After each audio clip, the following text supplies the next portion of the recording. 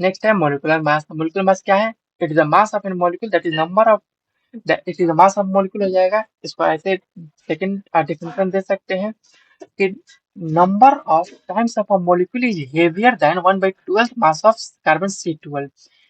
अगर कोई मॉलिक्यूल है वो कितना टाइम हेवी है 1/12 पार्ट के कार्बन 12 के 1/12 पार्ट के से कितना हेवी है, वही हो जाएगा उसका molecular mass. The molecular mass of a substance is an additive property and can be calculated by taking algebraic summation of atomic mass of all atoms in different elements present in a one molecule। अब जैसे कि additive property, अगर हमें H2O का मास निकालना है तो इसका कितना होता है? 2 होता है और इसका होता है 16, तो हो गए 18। तो ये होगा मोलिकुलर मास 18। डन। ओके। जैसे हमने एटॉमिक मास ले लिया था ना, average mass, sorry average mass का, वैसे ही मोलिकुलर मास ले लेंगे। तो average relative mass of one molecule वहां पर था 1 एटम। अब यहाँ पर क्या करेंगे? 1/12 पार्ट कर देंगे किसका? कार्बन C12 के मास का, तो हमारे पास मोलिकुलर मास आ जाएगा। ओके। एक और शॉर्ट ट्रिक, छोटा सा हिंट नोट है। तो ग्राम मोलिकुलर मास और molar mass is the molecular mass of a substance expressed in gram. Okay, जैसे हमने ग्राम एटॉमिक मास देखा था, वैसे ही ग्राम मोलिकुलर मास है जिसको एक्सप्रेस किया जाएगा ग्राम में। मोलिकुलर मास क्या होता है? 2 इंटू वेपर डेंसिटी होता है। बस ये छोटा सा फॉर्मूला है, कभी कोई पूछ लेता है कि वेपर डेंसिटी कैसे निकालते हैं, तो वेपर डेंसिटी होता है मास बटा में वॉल्यूम। लिखते हैं जनरल, बट वॉल्यूम की जगह पे यहाँ पर 2 कर देंगे।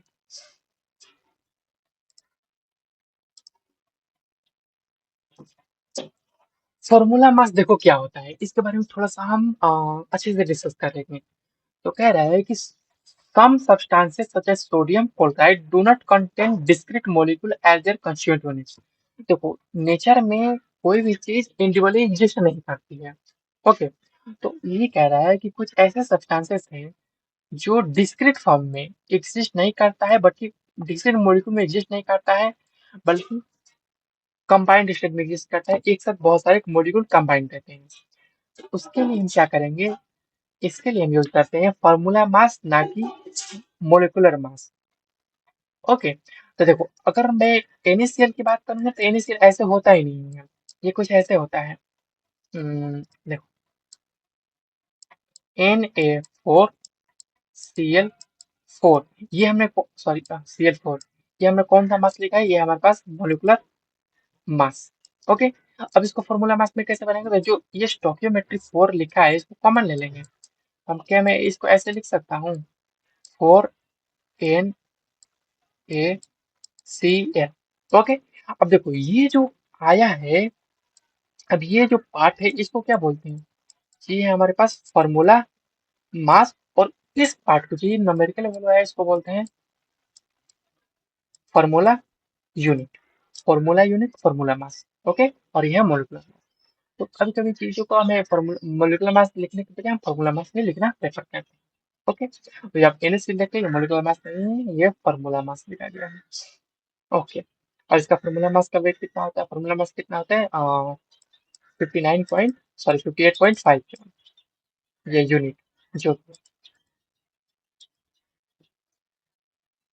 इक्विवेलेंट मास की बात करते हैं। देखो, तो कह रहा है कि it is the mass of an atom और compound which would combine with और डिस्प्लेसेस 1 पार्ट ऑफ हाइड्रोजन और 8 पार्ट ऑफ ऑक्सीजन और 35.5 पार्ट ऑफ फ्लोरीन।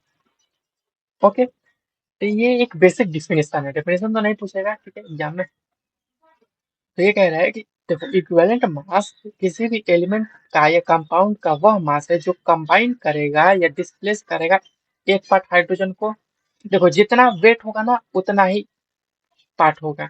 एक पार्ट हाइड्रोजन को डिस्प्लेस करेगा, या 8 पार्ट ऑक्सीजन को डिस्प्लेस करेगा, या 35.5 पार्ट क्लोरीन को डिस्प्लेस करेगा।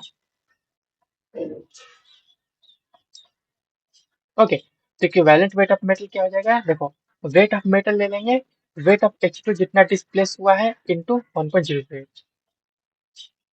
ओके। वेट ऑफ मेटल ले लेंगे, वेट ऑफ ऑक्सीजन जितना कंबाइन हुआ है इतनू इंटू 8 ले लेंगे। देखो यहाँ पर हाइड्रोजन का मास तो 1 होता है, बट यहाँ पर हाइड्रोजन H2 की वैलेंसी 2 हो जाती है, इसलिए 2 से डिवाइड करके हमने 1 कर दिया है। ओके, या जो भी है, ये फॉर्मूला निकाला गया है, ठीक है। वैसे क्लोरीन का लिख लेंगे, ये फॉर्मूला आ जाएगा। अगर इक्विवेलेंट वेट हमें मेटल का निकालना पड़ा तो वेट ऑफ मेटल ले लेंगे, volume of H2 displaced at HTP, और ये 11.200। देखो 11,200 है और ये ml में आया है। जैसे हम मोलर मास कितना होता है, मोलर वॉल्यूम होता है 22.4 लीटर। तो इसी को अगर हम हाफ करेंगे तो ये बन जाता है 11.2। तो वहीं से ये 11.2 लीटर होता है, ml में करेंगे तो 11,200 हो जाएगा। ठीक है।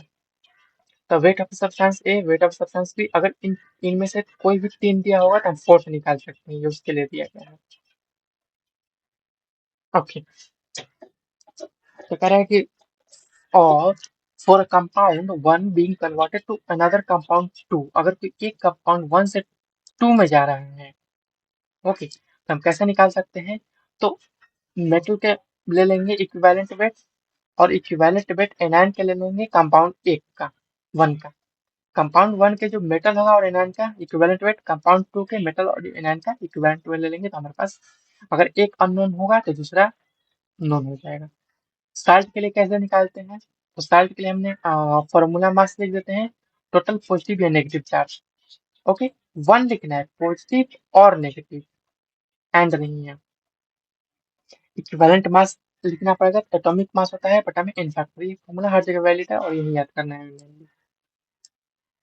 देखो, अब n फैक्टर कैसे कैलकुलेट करेंगे, देखो एसिड के लिए अलग होगा, बेस के लिए अलग होगा, साल्ट के लिए अलग होता है n फैक्टर। तो n फैक्टर को हम कैलकुलेट करना देख लेते, देखो अगर पूछेगा कि n फैक्टर एसिड के लिए क्या हो, तो जितनी बेसिसिटी हो, मतलब जितने आयोनाइजेबल या डिस्प्लेसेबल H प्लस प्रेजेंट होंगे उतना ही n फैक्टर। एसएल के केस में 1, H2SO4 के केस में 2, H3PO3 के केस में 2, 3 और 3। देखो यहाँ पर हमें दिख रहा है कि 3 हाइड्रोजन है, बट जब स्ट्रक्चर ड्रॉ करोगे कि कुछ ऐसे हो जाता है, सॉरी,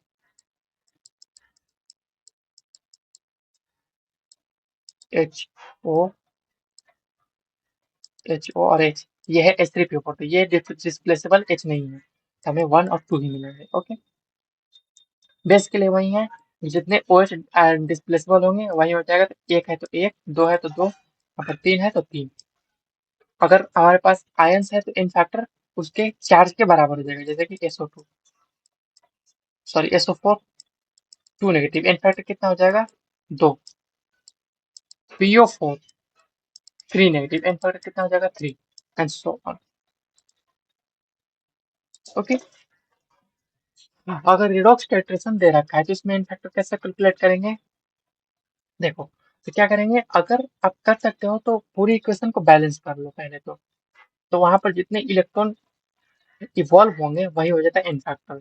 सेकेंड ट्रिक हो सकता है कि जितना चेंज होगा ऑक्सीडेशन स्टेट में वो निकाल लेंगे। देखो यहाँ पर +6 में है क्रोमियम, यहाँ पर कितने हैं, +3 में है, 3 से 3 कितना हो गया, 3 का चेंज आया। बट यहाँ पर देखो मेटल कितने हैं, 2, तो यहाँ पर 2 से कर देंगे तो हमारे पास आ जाएगा 6, और यहाँ पर इनफैक्ट हो गया 6। सेम करेंगे, मैग्नीज यहाँ पर +7 में है और यहाँ पर यह क्या है, +2 में, तो 5 का चेंज आया है। एमएन कितना है, 1 है, तो 1 से मल्टीप्लाई करेंगे तो 1 ही रह जाएगा, मतलब 5। तो ये हमारे पास एन फैक्टर। ओके,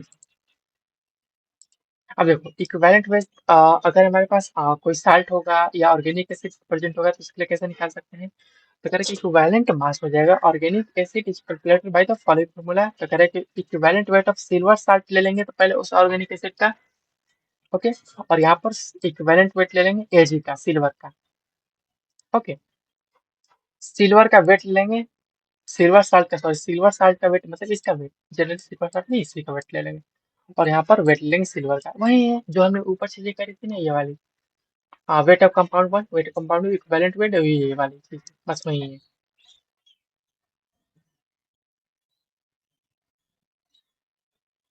देखो मोल कंसेप्ट के पे तो पूरा यूनिट आता है, बट यहाँ पर हम शॉर्ट में डिस्कस करने वाले मोल कंसेप्ट को। तो जो टर्म है मोल कंसेप्ट, ये किसने दिया था, ये दिया था ओस्टवाल्ड ने। मोल एक लैटिन वर्ड है जिसका मोल मतलब होता है। मोल क्या होता है, तो मोल इज मोल क्या है, एक अमाउंट है, ऐसे मान लो कि एक अमाउंट होता है जो सब्सटेंस का अमाउंट बताता है, amount of substance which contains same number of elementary particles as the number of atoms present in 12 gram of carbon.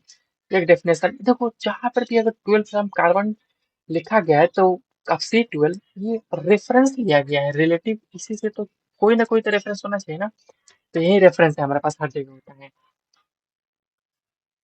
और C12 इजिली अवेलेबल होता था, इसलिए इसी को रेफरेंस माना गया था। देखो तो क्या गया है कि जितने का, कार्बन 12 के 12 ग्राम में जितने एटम प्रेजेंट होंगे उसी को कहा गया मोल। देखो तो कार्बन C12 है, 12 ग्राम मतलब ये कितना हो गया, 1 मोल, और यही तो हो गया मोल। ओके, तो इसी को मोल कहा गया। तो 1 मोल का वैल्यू पूछा गया था 6.023 इंटू अबाउट 23 एटम्स हो सकता है, या मोलिक्यूल्स भी हो सकता है। इसको बोल सकते हैं कि, अब देखो अगर यहाँ पर 6.023 इंटू अबाउट 23 एटम्स लिखा है, तो हम इसको बोलेंगे 1 ग्राम एटम। अगर मोलिक्यूल होगा तो 1 ग्राम मोलिक्यूल। ओके, इसको ग्राम एटॉमिक मास बोलते हैं, और इसको ग्राम मोलिकुलर मास। और एक और चीज, अगर ग्राम मोलिकुलर मास 1 मोल जो होता है 22.4 लीटर मोलर वॉल्यूम के इक्वल होता है। ओके, स्टैंडर्ड नंबर ये सब एवोगाड्रो नंबर है, ऑनर ऑफ द एवोगाड्रो के रिस्पेक्ट में दिया गया था। It is denoted by Na से डिनोट किया जाता है। The volume occupied by 1 mole of gas of a gaseous substance is called molar volume. Okay, देखो तो मोलर वॉल्यूम क्या है, तो अगर 1 मोल गैस ले रहे हैं, एक मोल मॉलिक्यूल्स, 1 मोल गैसेस मॉलिक्यूल्स द्वारा जितना वॉल्यूम ऑक्यूपाई होगा, देखो मान लीजिए कंटेनर इतना वॉल्यूम ऑक्यूपाई हो गया 1 मोल गैस द्वारा, तो हो जाएगा उसका मोलर वॉल्यूम। ओके जी, देखो नंबर ऑफ मोल्स कैसे कैलकुलेट कर सकते हैं, तो देखो नंबर ऑफ मोल को एन से डिनोट करते हैं। अमाउंट ऑफ सब्सटेंस ले लेंगे, अब मोलर मास से डिवाइड कर देंगे, अमाउंट ऑफ सब्सटेंस को ले लेंगे जो कि ग्राम में होगा, तो इसको हम लिख देते हैं वेट, और यहाँ पर लिख देते हैं मोलर मास एम से। ओके, तो ये हो गया हमारे पास कैलकुलेशन। और एक छोटा सा यहाँ पर एक ट्रिक बताया गया है कि अगर हम मोल में मोलर मास से मल्टीप्लाई कर दे रहे हैं, मोल में मोलर मास से मल्टीप्लाई कर देंगे, तो हमें अमाउंट मिल जाएगा। देखो ऐसा है ना कि देखो ये मोल हो गया, और मोल किससे मिलकर मिलकर बना है, मोल है वेट प्लस में मोलर मास। अगर हम इसमें मोलर मास से मल्टीप्लाई ही कर दे रहे हैं तो क्या बचेगा, कैंसिल हो गया, तो वेट ही तो बचा, तो वही तो है अमाउंट ऑफ सब्सटेंस। ओके, अगर हम मोलर मास में डिवाइड कर देंगे किससे, डिवाइडेड बाई मोलर मास, अगर हम अमाउंट में मोलर मास से डिवाइड कर देंगे, तो अगर हम अमाउंट में मोलर मास से डिवाइड कर देंगे तो बन तो गया मोल, ये रहा। ओके, अगर हम मोलर मास में मल्टीप्लाई कर देंगे एवोगाड्रो नंबर से, ओके, तो नंबर ऑफ एंटाइटीज बन जाएगा। देखो कैसे, ये हो गया हमारे पास एन, एन का वैल्यू कितना होता है,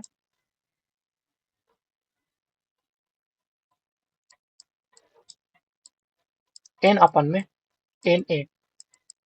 देखो जहाँ पर एन हमें क्या बताता है, नंबर में एंटाइटीज हो गया, और इन्हें क्या है एवोगाड्रो नंबर है। तो अगर हम यहाँ पर मल्टीप्लाई कर देंगे एवोगाड्रो नंबर से, हमारे पास नंबर ऑफ एंटाइटीज ऑटोमेटिकली आ गया। या ऐसे करो कि एन ए में डिवाइड कर दोगे, अगर हम नंबर ऑफ एंटाइटीज में डिवाइड कर देंगे एवोगाड्रो नंबर से, तो हमारे पास मोल मिल जाएगा। ये number of entities, number of particles, number of atoms कुछ भी हो सकते हैं। ओके, ये है, ये सेम चीज है मोलर वॉल्यूम के लिए, 22.4 लीटर से डिवाइड कर देंगे तो मोल, और मोल में मल्टीप्लाई कर देंगे 22.4 लीटर से, तो वॉल्यूम मिल जाएगा। ओके, हाँ देखो ये वाला चीज, ये रहा number of molecules is equal to number of moles. इसको नंबर ऑफ मॉलिक्यूल्स को कैपिटल एन से डिनोट किया जाएगा, मोल्स को एन एस, स्मॉल एन से, और एन ए हो गया। ठीक है, तो ये सारी चीजें हो गई। तो number of molecules in 1 gram compound equal to N A बटा में gram molar mass. Number of molecules in 1 CMQ या 1 ml होता है of an ideal gas at STP is called Loschmidt number, जिसका वैल्यू हो जाता है 2.69 इंटू 10 पावर 19। ओके, 1 AMU या जिसको यूनिफाइड मास या एटॉमिक मास यूनिट भी कहते हैं, वो एग्जैक्टली किसके इक्वल होता है, पहले बता चुके कि जो C12 होता है उसके 1/12 पार्ट के। ओके, तो यहाँ पर वन, ये U equal to 1/12 into mass of 1 C12, तो 1 MU इक्वल टू 1 बटा में Na भी लिख सकते हैं। ओके, देखो ये 12th क्या बता रहा था हमें, ये जो 12th है ये तो हमें वही बताया था ना कि मोल, अगर 12 ग्राम है उसकी जगह पर मैं 1 मोल लिख सकता हूँ, कार्बन के लिए है तो वही है 1 मोल की वैल्यू उसी की है। अब इस किसके इक्वल हो जाएगा, ये 1 एवोग्राम के इक्वल हो जाएगा, जिसको 1:20 बोलते हैं। ये उतना इम्पोर्टेंट नहीं है, बस आप देख लो कभी पूछेगा तब काम में आ जाएगा। 1 डाल्टन किसके इक्वल होता है, 1.6 इंटू 10⁻24 ग्राम के इक्वल होता है। ओके, 1 मोल ऑफ इलेक्ट्रॉन की वैल्यू कितनी होती है, 0.55 मिलीग्राम या 5.5 इंटू -4 ग्राम। ओके, अब ये हमने कैसे निकाला, तो कुछ नहीं करना, देखो 1 मोल इलेक्ट्रॉन पूछा है, उसका वेट पूछा है 1 मोल इलेक्ट्रॉन का। ओके, तो ऐसे करो, वेट ऑफ इलेक्ट्रॉन कितना होता है, 9.11 इंटू 10⁻, आई थिंक -28 ग्राम होता है ना शायद, हाँ ग्राम होता है। ये हमारे पास हो गया 1 इलेक्ट्रॉन का, पूछा कितने हैं 1 मोल के लिए। तो अगर हमारे पास 1 इलेक्ट्रॉन का वेट पता हो गया है तो 1 मोल के लिए नहीं निकाल देंगे, क्या करेंगे, इन्हें से मल्टीप्लाई कर दो, जब आप मल्टीप्लाई करोगे तो आपको ये वाली वैल्यू मिलेगी।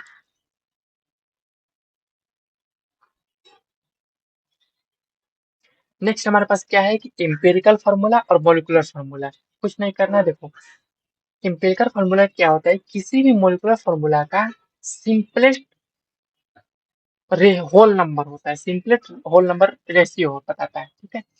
Empirical formula the simplest formula of the compound giving simplest whole number ratio of atom present in one mole. Okay, जैसे कि मान लीजिए कि हम यहाँ पर ले लें बेंजीन को भी, जिसका सिंपलेस्ट एम्पिरिकल फार्मूला क्या हो जाएगा, 6CH, मतलब इसका एम्पिरिकल फार्मूला CH हो जाएगा, मॉलिक्यूलर फार्मूला C6H5।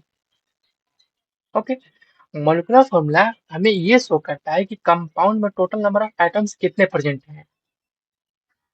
ओके, जबकि एम्पिरिकल फार्मूला शो करता है कि जो एक एटम के लिए कितना रेशियो लगेगा दूसरे एटम का। ओके, और ये फॉर्मूला है जहाँ पर एन क्या डिनोट कर रहा है, एन वही यही चीज है, कुछ 6 है ना, ये एन है। हमें एन निकालना तो क्या करेंगे, मॉलिक्यूलर फार्मूला को एम्पिरिकल फार्मूला से डिवाइड कर देंगे। और हमेशा याद रखना, कभी भी फ्रैक्शन में नहीं लाना है, हमेशा एन की वैल्यू होल नंबर ही होगी, नेचुरल नंबर होगा 1 2 3 4 ऐसे जाएगा। होल नंबर नहीं बोलेंगे क्योंकि 0 तो होता नहीं है, नेचुरल नंबर ही बोलेंगे, एटलीस्ट 1 तो होगा ही। ओके जी, देखो तो नेक्स्ट हमारे पास आ जा रहा है स्टोकियोमेट्री। सबको पता है स्टोकियोमेट्री क्या होता है, the relative proportion in the reactant react and the product is form. वह वह अमाउंट जिसमें हम कोई प्रोपोर्शन जिसमें कोई रिएक्टेंट रिएक्ट करता है और प्रोडक्ट फॉर्म होता है। जैसे कि मान लीजिए कि हमें बनाना है, जैसे कि 2A + 3B giving 4C। Stoichiometry दो हो गया, ए के रिस्पेक्ट में, बी के रिस्पेक्ट में 3 और सी के रिस्पेक्ट में 4, यही हो गया स्टोकियोमेट्री। ये एक लैटिन वर्ड होता है जिसका मतलब होता है कि एलिमेंट का मापना, to measure an measure an element. Limiting reagent क्या हो जाएगा, देखो मान लीजिए कि ये रिएक्शन जा रहा है और ये रिवर्सिबल रिएक्शन है, इरिवर्सिबल नहीं है। तो इस रिएक्शन में कोई एक रिएजेंट ऐसा होगा, सॉरी कोई एक रिएक्टेंट ऐसा होगा जो पहले खत्म हो जाएगा, उसको बोलेंगे limiting reactant, limiting reagent. Okay, और एक ऐसा होगा जो एक्सेस में प्रेजेंट होगा लास्ट तक, मतलब प्रोडक्ट बन गया है और उसके बाद प्रोडक्ट नहीं बन सकता, क्योंकि एक सब्सटेंस जो था एक रिएक्टेंट खत्म हो गया तो वो एक्सेस में प्रेजेंट होगा, तो इसको बोलेंगे एक्सेस रिएजेंट। ओके, तो वही चीज था limiting reagent and access reagent. In an irreversible reaction, the extent of product can be computed on the basis of limiting reagent and differentiation. Obvious है, तो कह रहे हैं कि अगर हमारे पास irreversible रिएक्शन है तो हम यहाँ पर प्रोडक्ट का एक्सटेंट बता सकते हैं केवल लिमिटिंग रेंज का पता लगा करके।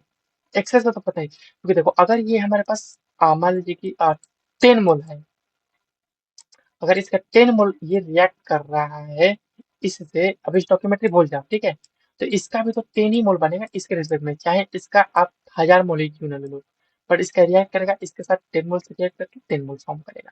ओके, तो हमेशा लिमिटिंग रिएजेंट के रिस्पेक्ट में ही स्टॉक स्टोकियोमेट्री देखिए, लिमिटिंग रिएजेंट से ही हमारे पास प्रोडक्ट का एल डिसाइड होता है। नेक्स्ट हमारे पास है कि परसेंटेज कैसे निकाल सकते हैं, तो कुछ नहीं करना है, ये हमारे पास लैब में बताया जाता है कि अगर एक्चुअल यील्ड दिया गया है कितना है बटे में आपका कितना इसको एक्सपेरिमेंटल इल्ड भी बोल सकते हैं। जितना आपका एक्सपेरिमेंटल इल्ड आया उसको डिवाइड कर देंगे थ्योरेटिकल इल्ड से और 100 से मल्टीप्लाई कर देंगे तो हमारे पास आ जाएगा कि परसेंटेज इल्ड कितना मिला। मान लीजिए देखो एक्चुअल इल्ड आ गया 70 ग्राम। ओके, और थ्योरेटिकल इल्ड भी आपका 70 ग्राम आ गया। ओके, ये कैंसिल हो गया। आप परसेंटेज इल्ड कितना आ गया तो आपका 100%। कभी भी कभी भी याद रखना एक्चुअल इल्ड थ्योरेटिकल इल्ड से ज्यादा नहीं हो सकता, अगर ज्यादा है तो फिर एरर है। ओके, तो ये हमारे पास खत्म हो गया हमारा चैप्टर। सो आई होप आपको ये चीजें समझ। अगर फिर भी आपको कोई कहीं पर भी डाउट है या मेरे से कुछ मिस्टेक हुआ है तो आप कमेंट बॉक्स में अपना कमेंट कर सकते हैं। हम उस चीज को नेक्स्ट पार्ट में करेक्शन करेंगे। अभी के लिए thank you so much. Thank you.